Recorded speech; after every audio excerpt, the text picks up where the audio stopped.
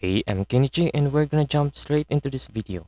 Today I'm going to show you how to reload your Gcash thru Cliqq app in 7-Eleven.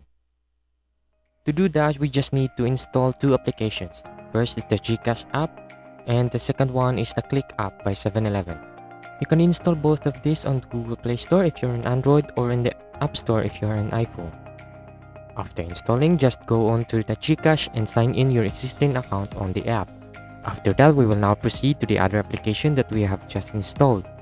Open the app and here we can find different choices to log in to your account. You can log in by using your phone number or you can choose your Facebook or your Google account. For me, I will just log in to my phone number. Just enter your mobile number, continue with mobile, and just wait for the verification code that you will receive. And enter the code. And check the terms of conditions. And now we're in. Now here just click add e-money. Wait for it to load. And click Gcash. Gcash cash in.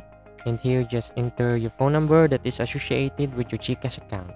And now enter the amount. For me, for the purpose of this video, I'll just reload 300. And hit confirm.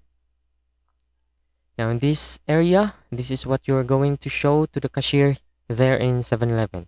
So let's go. Let's try to reload our account.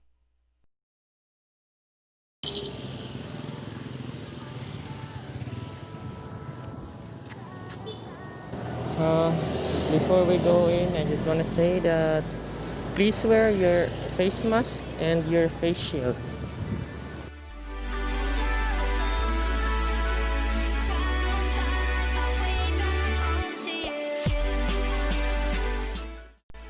In this part, I just show the cashier my barcode and I give him the money and it's done.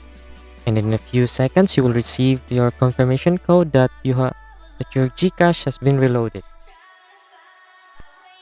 That is all, guys. Thank you guys for watching. If you have any suggestion or ideas that I should do next, and just comment down below.